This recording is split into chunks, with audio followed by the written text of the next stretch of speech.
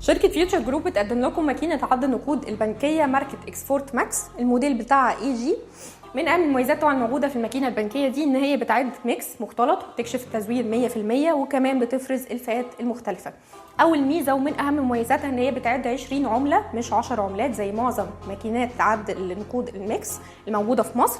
تاني ميزة موجودة فيها كمان ان هي تقدر ان هي تعد 1500 ورقة في الدقيقة.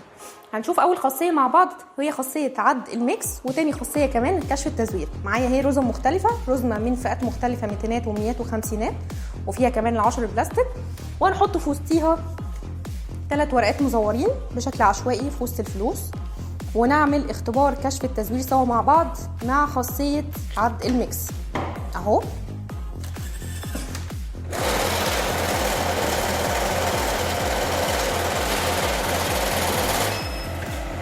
عدت لي الورق عادي 100 ورقه والاجمالي 15220، وطلعت لي 3 ورقات مزورين بتوعي في درج الرفض. تاني خاصيه هنشوفها مع بعض هي خاصيه اسمها الكاونت. طبعا اول خاصيه بنعد عليها اسمها الام دي سي، تاني خاصيه اسمها الكاونت. الكاونت دي ان انا اقدر اعد الفلوس بتاعتي من غير ما تقول لي الاجمالي بتوعها. تالت خاصيه وهي المهمه كمان هنشوفها مع بعض هي خاصيه السورت او الترتيب، او بمعنى صح فرز الفئات المختلفه. بمعنى ان جه عميل واداني مثلا ورق كله من فئه الميتينات وحط في وسطيه ورق مزور. هنشوف ده دلوقتي مع بعض. اداني ورق من فئه الميتينات اهو وحط في وسطيه ورقه مختلفه وليكن فئه الميات. المكنه بتقدر ان هي تطلع لي الورقه المختلفه دي اهو. نشوفها عاملين مع بعض.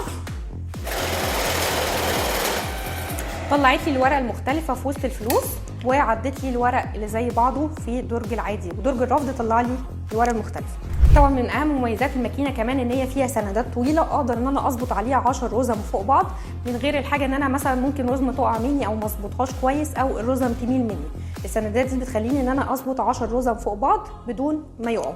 الماكينه كمان من اهم المميزات الموجوده فيها ان هي بتعد 1500 ورقه في الدقيقه. واكبر ميزه كمان موجوده في الماكينه دي ان هي الدقه الحسابيه بتاعتها اعلى دقه حسابيه موجوده في العالم. هنشوف كمان خاصيه مع بعض مهمه وهي خاصيه البرنت او الطباعه.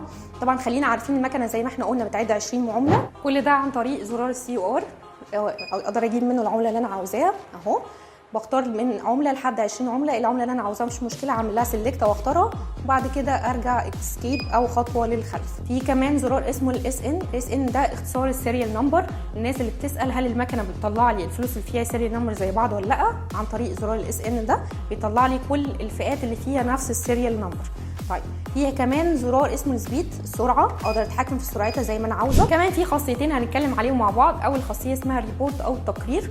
التقرير ده بيطلع لي انا عديت عدد الورق قد ايه والاجمالي قد ايه، وبيقول لي من كل فئه عديت قد ايه. اول مره اهو حطيت الفلوس بتاعتي، الطبيعي ان هي قالت لي العدد 23 ورقه اجمالي 4350. فلما بدوس ريبورت بيقول لي من كل فئه انا عديت قد ايه، زي ما هو واضح اهو، من فئه ال 50 ورقه، من فئه ال 100 جنيه ورقه، ومن فئه ال 200 جنيه 21 ورقه. تاني خاصيه هنشوفها مع بعض حاجه اسمها البرنت او الطباعه. برده حطيت فلوس، هعمل اسكيب الاول نرجع للشاشه الرئيسيه. اول خاصيه هنشوفها، تاني خاصيه هنشوفها مع بعض هي البرنت او الطباعه. بحط فلوس برده ايا كان عددها اهو، نفس العدد 23 ورقه والاجمالي 4350. هدوس برنت وتطبع لي ريسيت كامل اهو. نفس العمليه اللي انا عملتها بتظهر لي هنا على الريسيت او الايصال ده. طبعا الماكينه فيها شاشه اماميه وفيها شاشه ثانيه اضافيه اهي كبيره بتبين لي برده انا عديت قد ايه، وفيها كمان غطاء زجاجي بيقفل على الفلوس اللي بتتعد تحت، ده بيحمي الفلوس من انها ممكن تطير او يقع او ان يحصل اخطاء حسابيه. وطبعا اللي فوق ده درج الرفض. شركه فيوتشر جروب بتديكوا ضمان 5 سنين. فروعنا 5 فروع: القاهره، المعادي، واسيوط، وسوهاج، واسوان، ادفو، والدقهليه، المنصوره، والتوصيل لجميع المحافظات. شكرا.